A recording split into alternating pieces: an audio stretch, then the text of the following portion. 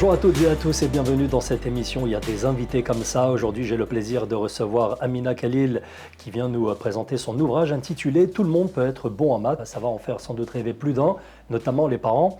Amina, j'aimerais te poser donc la première question qui coule de source.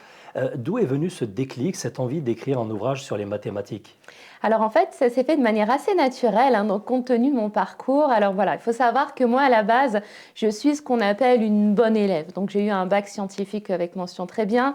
J'ai été en classe préparatoire, donc maths sup, maths spé. J'ai ensuite fait le magistère de physique fondamentale de l'université Paris-Saclay. Puis ensuite, j'ai intégré une école d'ingénieur, les arts et métiers. Ça fait quasiment 10 ans maintenant. Et quand j'ai fini mes études, honnêtement, je ne me reconnaissais pas forcément dans les métiers pour lesquels j'ai été formée.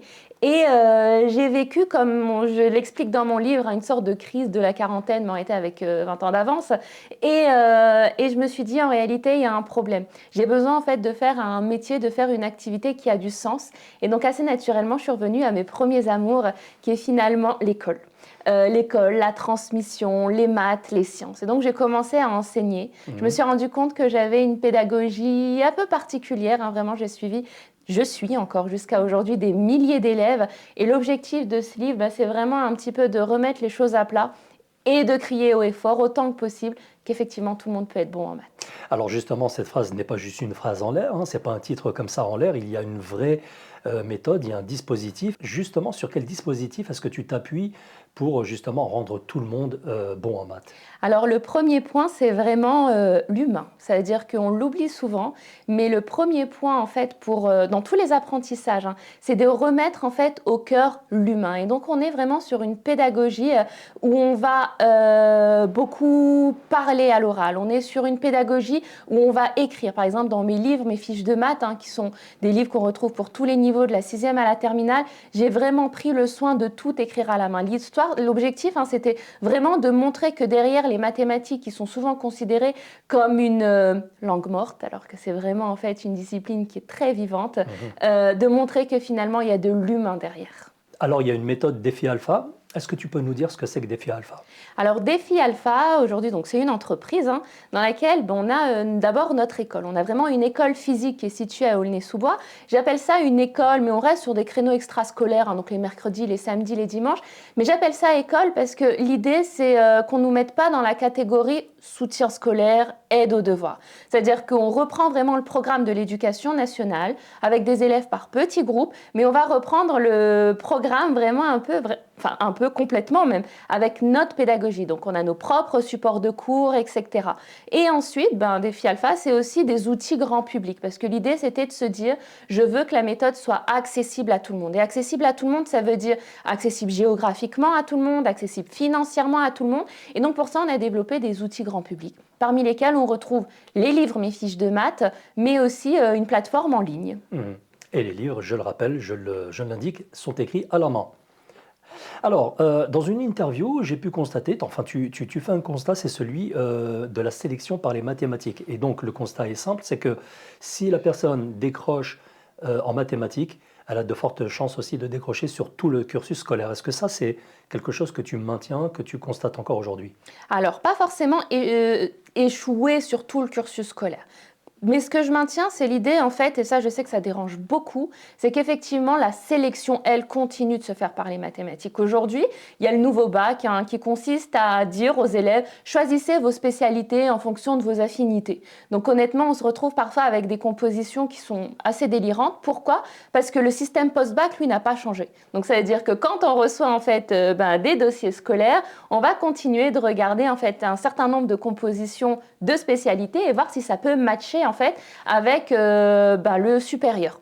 Quand on regarde les filières générales, c'est-à-dire que même quand, par exemple, on va regarder quelqu'un qui va faire du journalisme, on pourrait se dire du journalisme, c'est quelque chose de complètement littéraire, ok ? Eh bien, on se rend compte qu'on va quand même privilégier parfois des élèves qui auront pris une spécialité mathématique. Et ça, en fait, c'est quelque chose, moi, ça m'embête beaucoup parce que j'ai le sentiment qu'on est là, en fait, à pousser les élèves, effectivement, à choisir leur spécialité en fonction de leur affinité, mais quand les parents connaissent vraiment le système, croyez-moi, les matières scientifiques, eux, ils ne les délaissent pas. Alors, il y a un autre constat aussi, c'est que beaucoup d'élèves comprennent leurs cours de mathématiques, mais n'arrivent pas à faire des exercices à la maison tout seuls. Absolument. Donc ça, c'est vraiment, en fait, c'est un peu le point avec lequel j'ai construit ma pédagogie. J'avais beaucoup d'élèves qui arrivaient, en fait, il y avait deux phrases que j'entendais tout le temps. Mes élèves arrivent et ils me disent « Amina, j'ai rien compris ». Donc ça, c'est le pire. Et là, je leur dis « Mais c'est pas possible, tu ne peux pas ne rien avoir compris. Non, mais j'ai fait ce chapitre-là, c'est flou. » Et puis là, on commence à apprendre petit à petit. Est-ce que ça, t'as compris? Oui, ça, je l'ai compris. Mais donc, tu vois, t'as pas rien compris, etc. Donc souvent, c'est un peu le flou quand on raisonne en chapitre et on se dit « On n'a rien compris ». Le deuxième point, effectivement, c'est avoir des élèves qui vont travailler leurs cours, qui vont être studieux, qui vont connaître leurs formules, etc. et qui sont incapables du coup de passer à la pratique. Et là aussi, on se dit c'est un problème parce qu'effectivement, en maths, c'est super important de comprendre et d'apprendre son cours, hein, c'est déjà très bien. Mais en même temps, si derrière, on n'est pas capable en fait de s'amuser avec, de résoudre des équations, là, c'est problématique. Et c'est vrai qu'on a construit, nous, toute notre pédagogie autour de ces deux choses. Se dire que les élèves doivent comprendre, ils ne peuvent pas sortir de là en se disant j'ai rien compris, et surtout ils doivent être en mesure de savoir faire, de pouvoir réfléchir, de pouvoir jouer en tout cas avec les outils mathématiques. Oui, c'est la clé en fait, la compréhension, c'est la clé. Alors d'où vient cet a priori de la difficulté des mathématiques? Eh bien, je pense que c'est vraiment quelque chose d'assez... J'ai presque envie de dire, je pense que c'est social. Hein, parce que c'est en France, par exemple, on appuie beaucoup le fait que les mathématiques, c'est difficile. Mais par exemple, quand on va dans certains pays, hein, donc moi je suis d'origine algérienne, en Algérie, il n'y a finalement pas de question sur le fait que les maths soient compliquées. Donc il y a un moment donné, et je pense que le cerveau en fait, d'un Algérien et le cerveau d'un Français, je pense qu'il est constitué de la même manière. Mais voilà, donc je pense qu'à un moment donné, quand dans la société, eh bien, on a véhiculé l'idée qu'une matière, qu'une discipline, et là en l'occurrence c'est les mathématiques, c'est difficile, forcément ça se transmet finalement des enfants, des parents, parfois même dans la transmission en tant que prof, c'est-à-dire que quand on est dans cette posture de prof, d'un système où on appuie que les mathématiques c'est difficile, je pense que parfois sans s'en rendre compte, on va aussi véhiculer ce message-là. Alors je vais en profiter pour rappeler le site de Défi Alpha, c'est www.defialpha.fr, d'ailleurs il s'affiche en bas de l'image. Sur ton site que j'ai été visiter, normal, hein, on prépare nos émissions ici. Alors sur le site, il y a une phrase qui a retenu mon attention, c'est « Quand les maths ferment les portes, nous les ouvrons ». Ça c'est beau, ça donne espoir. L'objectif, en fait, je pense que le mot espoir, c'est un mot qui pour moi est important. C'est-à-dire que je me rends compte dans mon activité, ce qu'on sait finalement faire de mieux, c'est redonner un peu d'espoir. Et en fait, on est quand même aujourd'hui dans un monde, dans une société où c'est un peu difficile, je pense, pour plein de raisons. Hein. Je veux dire, entre l'actualité, etc., c'est difficile. Et effectivement, c'est-à-dire que si derrière, on se retrouve avec des parents, avec des élèves qui finalement n'ont pas d'espoir ou ont peu d'espoir, eh bien oui, on se retrouve avec des difficultés. Alors, est-ce qu'on peut parler un petit peu du contenu de cet ouvrage? Est-ce qu'il y a des passages réservés aux parents? Est-ce que c'est des passages qui sont destinés au grand public? Qu'est-ce qu'on peut y retrouver? Alors, c'est vraiment un livre très, très grand public. C'est-à-dire que moi, j'ai eu des profs qui ont lu ce bouquin en se disant « je vais m'intéresser à la pédagogie qu'il y a derrière ». J'ai eu aussi des parents qui ont lu ce bouquin et qui m'ont dit « il faut absolument que mon enfant le lise également ».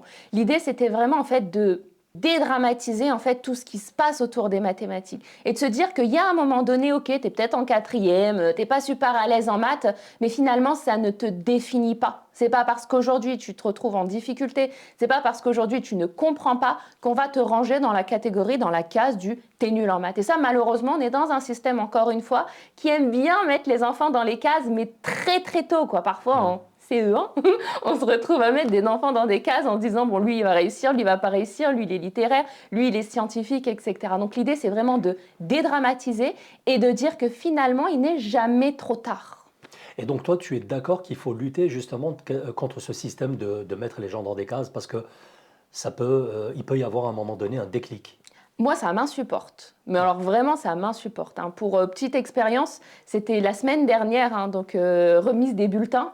Ma fille en quatrième, hein, et j'ai le prof d'espagnol qui me dit, voilà, bon, votre fille, là, en physique, ça va pas du tout. Ce qui est factuel, hein, ça allait pas du tout en physique. Et il me dit, mais en même temps, c'est l'âge où les profils littéraires et scientifiques commencent à se dessiner. Et là, je me dis, mais non, c'est pas possible. C'est-à-dire que On parle de quelqu'un aujourd'hui qui n'est qu'en quatrième. En quatrième, on ne sait pas c'est quoi des maths. On ne sait pas encore c'est quoi de la physique. C'est-à-dire qu'on est encore là juste finalement à découvrir. C'est un peu, on apprend à compter. C'est vrai, apprendre à compter, bon, au début c'est drôle, mais rapidement on se lasse. C'est pareil, c'est-à-dire qu'en mathématiques, parfois il y a des apprentissages fondamentaux qui ne sont pas très drôles. Mais ces apprentissages-là, il faut justement les acquérir pour pouvoir faire des choses qui vont plus tard nous passionner. Et donc moi, je lutte contre ça parce qu'en fait, on ne se rend pas compte, c'est qu'en rangeant des enfants dans des cases, du coup, eux-mêmes vont se mettre dans cette case-là, ils vont se dire, non, en fait, les maths, c'est pas pour moi, ou l'histoire géo, c'est pas pour moi, etc. Et ils se ferment des portes avant même finalement d'avoir essayé, d'avoir eu la chance de rencontrer la discipline. Alors il y a aussi peut-être le pédagogue qui sera en face de ces enfants, l'instituteur, le professeur, etc. Parce que quand on est parent, on se rend bien compte qu'en essayant d'expliquer un cours de maths ou des équations à nos enfants, on s'aperçoit qu'on n'a pas la pédagogie. Et ça, Défi Alpha l'apporte. Alors ça, il y a une étude qui est très marrante, qui est sortie, où en fait on explique que normalement, quand des parents suivent leurs enfants, on se rend compte que leur niveau scolaire augmente.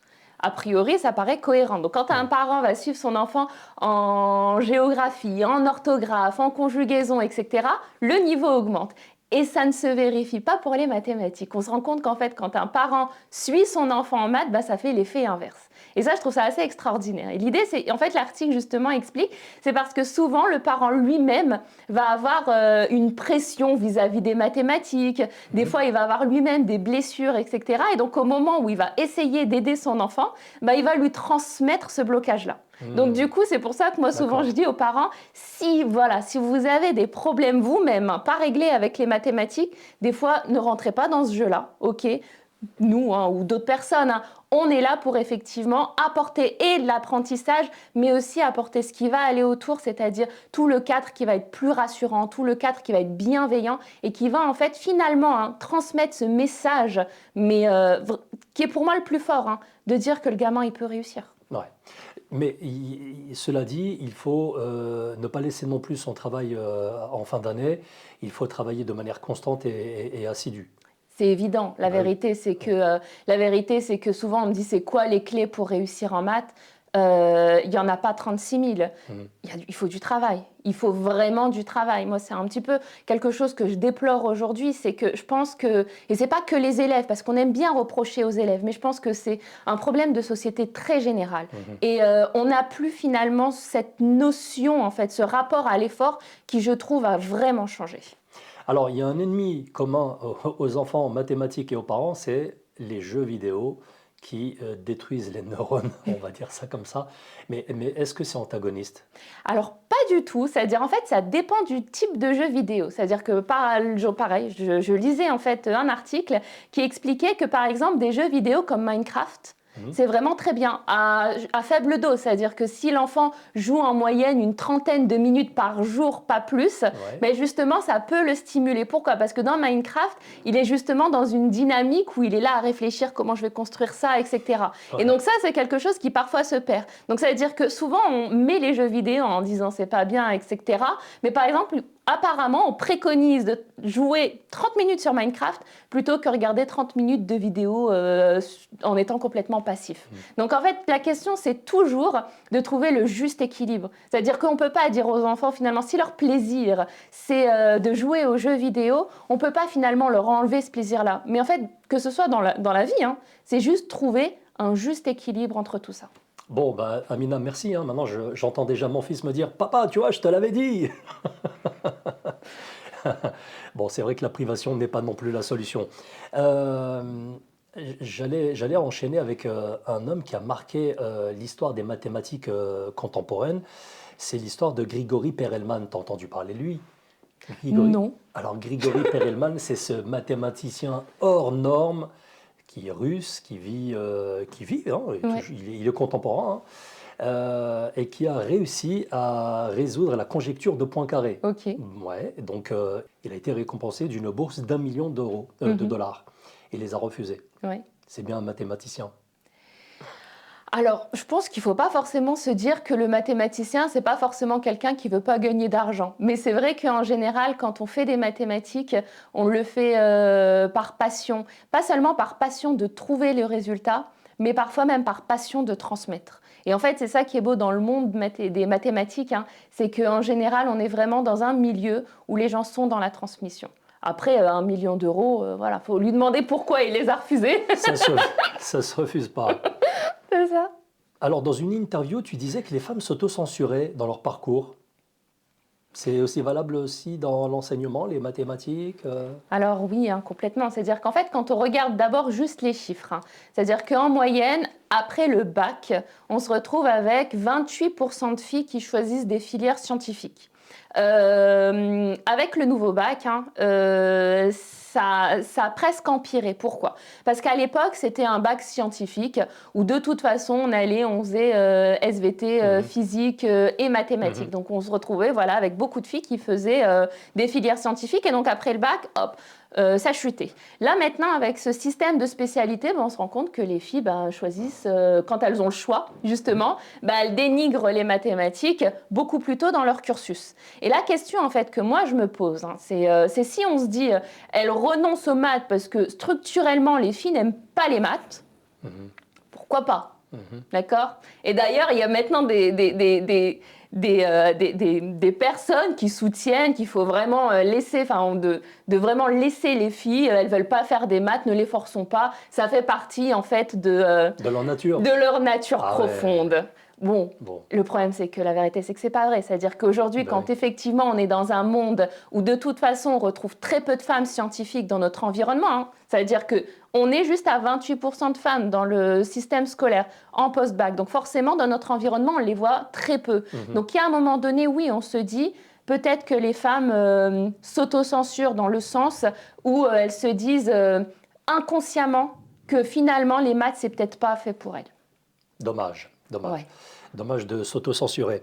Alors, je suis parent et j'aimerais inscrire mes enfants sur Défi Alpha, par exemple. À partir de quel âge, à partir de quel niveau on peut faire partie de Défi Alpha? Alors, sur la structure au centre en CM1, sur la plateforme, bientôt en CM1, c'est-à-dire que là, je suis en train de terminer le niveau CM1, CM2, donc il va bientôt être sur le site internet.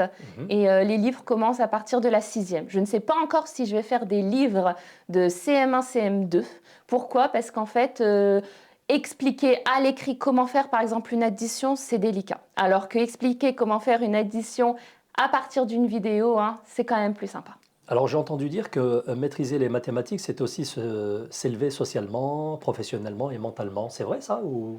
Alors moi, je le crois profondément, hein, déjà. Donc s'élever socialement, la vérité, c'est qu'aujourd'hui, hein, les meilleurs métiers, donc ceux qui en général payent aussi bien, sont des métiers dans lesquels les maths et les sciences ont une prédominance. C'est-à-dire que souvent, même quand on parle dans le monde informatique, tout le monde me dit oui, mais on peut maintenant faire de l'informatique en faisant du no-code, etc., en ne maîtrisant pas spécialement les mathématiques. Mhm. Oui, c'est vrai, mais du coup, si tu veux être finalement en haut de la chaîne alimentaire professionnelle, la vérité, c'est que tu auras un meilleur poste si tu maîtrises les maths et les sciences. Socialement, c'est pareil, c'est-à-dire en fait, ce qu'apprend finalement les mathématiques, c'est cette capacité à raisonner, c'est cette capacité à mener vraiment une démonstration. Ça, on ne se rend pas compte, mais pour moi, le fond hein, des mathématiques, c'est de pouvoir mener une démonstration. Et cette démonstration-là, pour moi, oui, elle te permet effectivement de pouvoir t'élever socialement. Donc oui, faites des maths.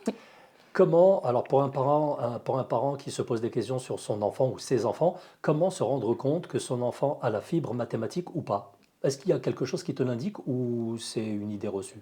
Alors moi, je pense que a priori, tous les enfants ont la fibre mathématique, vraiment. D'accord. Et en fait, l'idée, hein, c'est que même si on a son enfant très jeune, où on a l'impression qu'il galère un petit peu avec les chiffres, qu'il galère un petit peu à dessiner, à tracer son triangle, rectangle, etc., c'est d'abord nous, en tant que parents, de se convaincre que finalement, il n'est pas en difficulté. D'accord. C'est-à-dire, ce qui est terrible, c'est quand nous, on a l'impression que notre enfant, il est en difficulté et que d'une certaine manière, eh bien, on va lui transmettre ça. Et nos enfants sont des éponges, c'est-à-dire que moi, je vois plein de parents venir me dire bon, il est en galère, mais vous inquiétez pas, ça je lui dis pas. J'ai dit, madame, à partir du moment où vous pensez que votre enfant il est en galère, Mhm. même si vous le dites pas, il va le Il va le sentir. ressentir, ouais. Et franchement, je pense qu'il n'y a rien de plus terrible que d'avoir le sentiment que son parent, son père, sa mère nous sentent pas très fort. D'accord. Donc toi, tu es aussi partisane du fait qu'il faut, comment dire, valoriser son enfant en lui disant t'es bon, t'es le meilleur, tu progresses. ce matin, enfin tous les matins, quand mon fils sort de la maison, hein, je lui demande de répéter qu'il est le meilleur. Ouais. Donc oui, ça veut dire qu'en fait, il y a un moment donné, c'est aussi comment nous, on se conditionne. Mhm. Et je pense que les gens qui finissent par devenir meilleurs, c'est parce qu'avant tout, ils sont convaincus d'être les meilleurs. C'est Et vrai. pour nous, en tant que parents, je pense que c'est le meilleur outil, enfin, c'est le plus beau cadeau qu'on puisse leur faire en les voyant comme étant les meilleurs, malgré leurs difficultés, malgré leurs différences, et de réussir à les convaincre qu'effectivement, ce sont les meilleurs.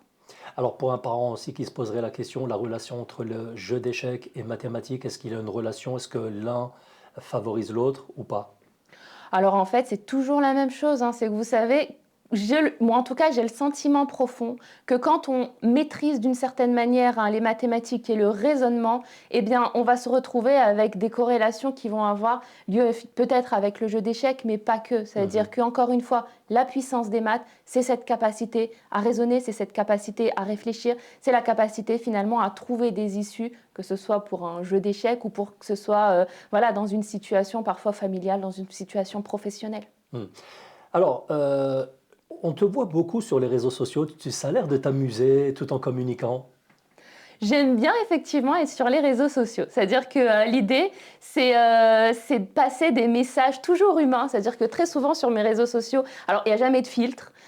Des fois, je suis pas maquillée du tout. L'idée, voilà, c'est vraiment de transmettre un maximum de messages, parfois en me positionnant en tant que maman, parce que voilà, ça veut dire que là, je me positionne en disant tout le monde peut être bon en maths. On a l'impression, voilà, la fille, elle est là, elle est. Mais moi aussi, j'ai mes inquiétudes en tant que maman. Moi Mhm. aussi, je vois que le système parfois est inquiétant pour nos enfants, etc.